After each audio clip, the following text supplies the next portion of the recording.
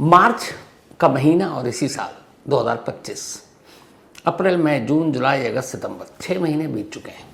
6 महीने पहले मार्च के महीने में इसी दिल्ली में दिल्ली हाई कोर्ट के एक जज जिनका नाम जस्टिस यशवंत वर्मा, उनके घर में रात को आग लग जाती है। फायर ब्रिगेड वाले पहुंचते हैं। आग घर के बाहर के स्टोर रूम में लगी थी।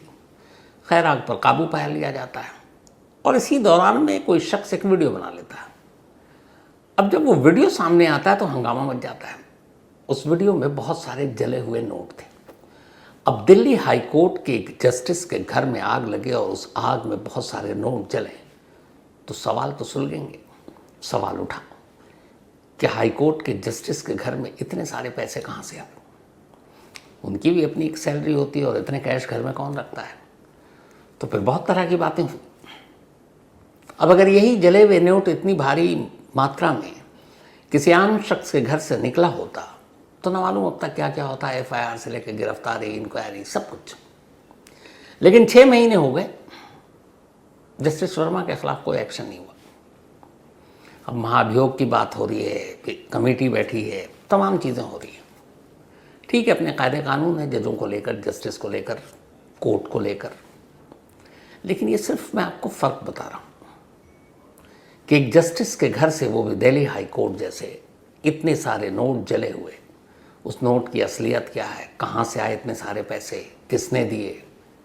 कहीं ये किसी फैसले के लिए तो नहीं थे? करप्शन तो था, क्योंकि करप्शन के जरिए ये नोट इतने सारे आए, लेकिन उसको लेके एक्शन नहीं हुआ। मैं जस्टिस यशवंत वर्मा की कहानी आपको नहीं सुना रहा हूँ, सिर्फ आईना दिखाना चाहता हूँ। कितना बड़ा मामला और 6 महीने में कोई एक्शन नहीं, कुछ भी नहीं हुआ अभी तक। लेकिन एक शख्स जिसके ऊपर सिर्फ 100 रुपए के रिश्वत लेने का इल्जाम था, 43 साल की उम्र में ये इल्जाम लगता है, वो शख्स 82 साल का हो जाता है। कोर्ट का फैसला नहीं आता। 39 लंबे सालों तक 100 रुपए के एक रिश्वत, एक करप्शन का मामला अदालत में इधर से उधर घूमता रहता है और इन लंबे 39 सालों में 43 साल का एक नौजवान, या आप कहें जवान, 82 साल का बुजुर्ग हो जाता है। कोर्ट की सीढ़ियां चढ़ते उतरते, चढ़ते उतरते, अब आलम यह है कि वो अपने घर की सीढ़ियां भी, मुश्किल से 8-10 सीढ़ियां भी उतरने में वक्त लेता है। सांसें फूल जाती हैं। पूरी जिंदगी पलट गई, पूरा घर बिखर गया। 2 बच्चे, स्कूल छूट गया क्योंकि स्कूल के फीस के लिए पैसे नहीं थे, किताबें नहीं थी। समाज का, पड़ोसियों का, रिश्तेदारों का ताना अलग उन्हें मार रहा था कि एक भ्रष्ट रिश्वतखोर अफसर का बेटा है। माथे पर ये दाग, ये कलंक लिए हुए 39 साल तक वो जीता रहा, कोर्ट के चक्कर काटता रहा। घर की एक पूरी अलमारी सिर्फ कागज़ों से भर गई, कानूनी पन्नों से भर गई, मुकदमे के कागजात से भर गई। 39 साल बाद जब उस शख्स की पूरी ज़िंदगी ही ख़त्म हो गई, 82 साल की उम्र पर पहुंच गया, तब फैसला आता है कि नहीं साहब, मामला झूठा था, आपने 100 रुपये रिश्वत में नहीं लिए थे। इसे एक 100 रुपये ने न सिर्फ इसे एक शख्स, बस उसके घर में बसने वाले न जाने कितने इंसानों की ज़िंदगी जीते जी तबाह बर्बाद कर दी। इस पूरी मुद्दत में 39 साल फैसले में लग गए। एक राज्य को 2 राज्यों में बांट दिया गया। मध्य प्रदेश का हिस्सा होने वाला कभी छत्तीसगढ़ में नए नाम से उसका एक नया राज्य बन गया 2000 में। छत्तीसगढ़ को जन्म लिए हुए भी 25 साल हो गए, लेकिन उस शख्स के हिस्से में इंसाफ नहीं आया। अब लंबे 39 साल बाद इंसाफ आया तो इसे आप क्या कहेंगे? एक तमाचा ही है। जवानी में तोहमत लगी, इल्ज़ाम लगा, पूरी जवानी तानों में गुजार दी, और अब बुढ़ापे में जब उम्र 82 के पार है, तब आप कहते हैं कि तुमने 100 रुपये की रिश्वत नहीं ली। आप में से बहुत लोग कहेंगे कि 100 रुपये की क्या बात थी, 100 रुपये कोई इतनी बात तो है नहीं। हालांकि मैं यहाँ थोड़ा सा डिफर हूँ। रिश्वत चाहे 1 रुपये का हो, चाहे 54 का हो, चाहे 1 करोड़ का हो, बात बराबर है। रिश्वत रिश्वत है, क्योंकि आपने बेईमानी की, चाहे 1 रुपये की ही की। बेशक 100 रुपये किसी, बहुत सारे लोगों की नज़र में कुछ नहीं है, लेकिन यह है। लेकिन यहाँ कानून, इंसाफ, एक हाई कोर्ट के जस्टिस के घर से बेशुमार जले हुए नोट मिले, कैमरे में कैद है, सबूत है। 6 महीने गुजर गए, कुछ नहीं हुआ, और एक शख्स के ऊपर 100 रुपए का सिर्फ तोहमत लगा। उसकी पूरी जिंदगी और परिवार बर्बाद हो गया। अशोक कुमार वर्मा, यही नाम है उन शख्स का जिन्होंने अदालत की ये मार झेली है, जिन्होंने अपने उम्र के बदलते हुए पड़ाव को देखा है जो बेहद अफसोसनाक था, क्योंकि पूरी जिंदगी बस दाग के साथ जीते रहे। आज की कहानी अशोक कुमार वर्मा की। अशोक कुमार वर्मा तब रायपुर में रहा करते थे, और रायपुर मध्य प्रदेश का एक हिस्सा हुआ करता था, क्योंकि छत्तीसगढ़ जन्म नहीं लिया था। इसी रायपुर में वो MPSRTC, Madhya Pradesh state road transport corporation में सरकारी मुलाजिम थे। बिलिंग डेस्क पर उनकी तैनाती थी। वो बिल असिस्टेंट थे। जो भी एम्प्लॉय के बिल होते थे वही अप्रूव करते थे। उनका साइन होता था, फिर बिल पास होता था, फिर कैश मिलता था। परिवार में 2 बच्चे थे, बेटियां थीं, खुशहाल जिंदगी थी, सब कुछ ठीक चल रहा था। 1986 यही वो मनहूस तारीख आती है जब अशोक कुमार वर्मा की पूरी ज़िंदगी और उनके परिवार की ज़िंदगी बदल जाती है। एक रोज़ वो दफ्तर में बैठे हुए थे। एक कुलीग उनका इसी Madhya Pradesh road transport corporation में काम करने वाला आता है और कहता है कि आप मेरा बिल पास कर दो, अटका हुआ है। वो कहते हैं जब तक मुझे ऊपर से ऑर्डर नहीं आएगा मैं बिल पास नहीं करूँगा, क्योंकि उस बिल में कुछ ऐसी चीज़ें थी कि खुद अशोक कुमार वर्मा को इजाज़त चाहिए था अपने सीनियर्स का। उसने कहा कर दो यार, क्या फ़र्क पड़ता। उसने कहा मैं नहीं कर पाऊँगा। उसने अचानक जेब से 20 रुपये निकाले और उन्हें रिश्वत के तौर पर देने की कोशिश की कि ये रख लो, कर लो। अशोक कुमार को गुस्सा आ गया। उन्होंने कहा दोबारा ऐसी हरकत मत करना और यहाँ से निकल जाओ। जब तक मेरे बॉस का ऑर्डर नहीं आएगा मैं तुम्हारा बिल पास नहीं करूँगा। वो शख्स चला गया। नेक्स्ट डे अशोक कुमार वर्मा अपने घर से निकलते हैं दफ्तर जाने के लिए। घर से बाहर निकले, परचून की दुकान तक पहुंचे, तभी अचानक उनकी नज़र पड़ी उसी कुलीग पर, उसी कर्मचारी पर जो उनके साथ दफ्तर में काम करता था, जिसने एक दिन पहले उन्हें 20 रुपये की रिश्वत देने की कोशिश की थी बिल पास करने के लिए। सामने देखकर वो उससे पूछते हैं यहाँ क्या कर रहे हो। वो कहता आप कर नाराज़ हो गए, प्लीज़ बिल पास कर दो, उसमें कोई गलत नहीं है। और ये कहते कहते अचानक 50-50 रुपये के 2 नोट वो निकालता है और उन्हें देता है। अशोक कुमार वर्मा फिर इनकार कर देते हैं, लेकिन वो जबरन 50-50 के नोट उनकी जेब में ठूंस देता है। वो निकालने की कोशिश कर रहे हैं, वो जेब में हाथ डाले हुआ और जेब में ठूंस देता है। अब इसके बाद अशोक कुमार वर्मा इससे पहले कि अपनी जेब से 50-50 के वो 2 नोट बाहर निकालते, पास में ही विजिलेंस की टीम खड़ी थी। फौरन करीब आती है, अशोक कुमार वर्मा की जेब में हाथ डालती है, 2 50 के नोट निकलते हैं। वो अपनी डायरी से नंबर मिलाते हैं, जिस डायरी पर 2 50 के नोट के नंबर लिखे थे। अशोक कुमार की जेब से निकले हुए नोट के नंबर और उस विजिलेंस अफसर के डायरी में लिखे नंबर मैच कर जाते हैं, और वहीं पर अशोक को गिरफ्तार कर लिया जाता है इस इल्ज़ाम में कि एक सरकारी मुलाजिम का ही काम करने के एवज़ में रिश्वत मांग रहा था, और उसने 100 रुपये की रिश्वत ली, और इस रिश्वत को लेते हुए रंगे हाथों हमने पकड़ा है। अशोक कुमार वर्मा उस जगह पर भी खड़े होकर चीखते रहे, अपनी बेगुनाही साबित करने की कोशिश की। उन्होंने कहा एक दिन पहले भी इसने मुझे 20 रुपये देने की कोशिश की, दफ्तर में कई विटनेस हैं, गवाह हैं, और आज ये जानबूझ कर आया। किसी ने नहीं सुना। विजिलेंस की टीम ली गई, उनको केस बन गया रिश्वतखोरी का। वो चीखते रहे, किसी ने कुछ सुना ही नहीं। इसके बाद अचानक आनन फानन में उनको सस्पेंड कर दिया गया। अब जब सस्पेंड किया गया तो ये उनका सस्पेंशन लंबा चला। 1986 से 94 तक ये सस्पेंड रहे, यानी 8 साल तक। 8 साल के बाद इनको रीवा भेज दिया गया पोस्टिंग में, लेकिन आधी सैलरी के साथ ही शर्त ये कि अब कोई इंक्रीमेंट नहीं, कोई प्रमोशन नहीं, और बाकी चीज़ों के अभी कोई आपको बेनिफिट नहीं मिलेगा। अब 5,000 रुपये से 2,500 रुपये की सैलरी आ गई। 8 साल सस्पेंड रहे। पोस्टिंग अब रायपुर से रीवा कर दिया गया।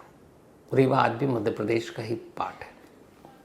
नई जगह परिवार को लेकर वहाँ नए तरीके से जाना, सैलरी 50% कट, लेकिन क्या करते, परिवार और खुद का पेट पालना था, मजबूरन चले गए।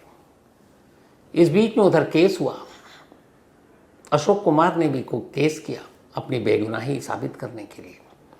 अब मामला लोअर कोर्ट में पहुंचा।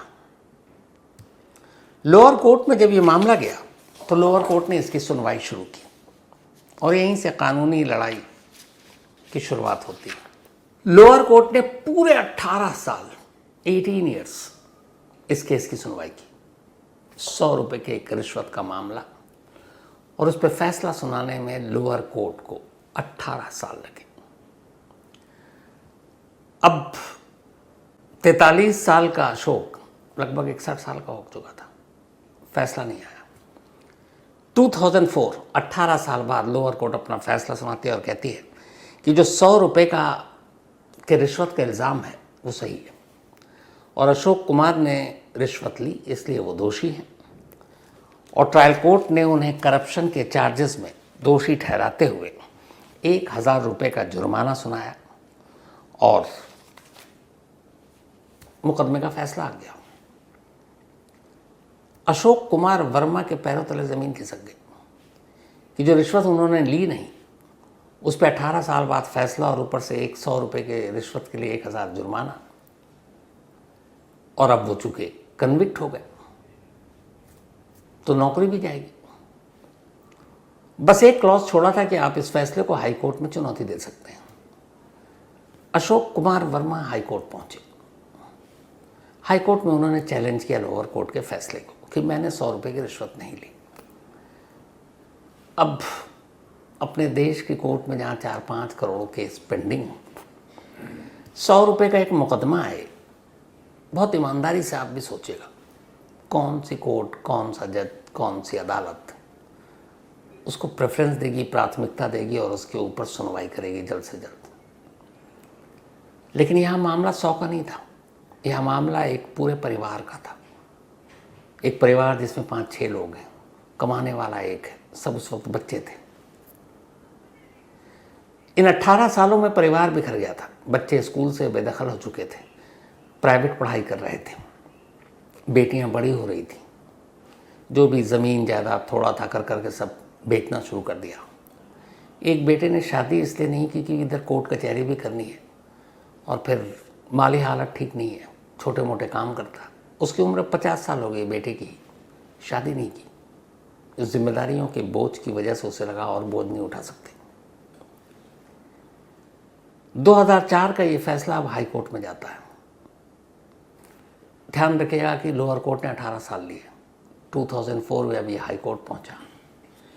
अगले 21 साल तक एमपी के हाई कोर्ट में ये केस अलग अलग फाइलों के नीचे दबता, उठता, निकलता, चलता रहा, घिसकता रहा। इस दौरान में घर में खुद अशोक कुमार के फाइलों की अंबार लग गई, फैसला नहीं आया। 21 लंबे साल बीत गए। 21 साल के बाद 2025 में अभी इसी महीने हाई कोर्ट अपना फैसला देती। जब ये इल्ज़ाम लगा तब अशोक कुमार वर्मा की उम्र 43 साल थी, आज 82 ईयर्स, 82 साल।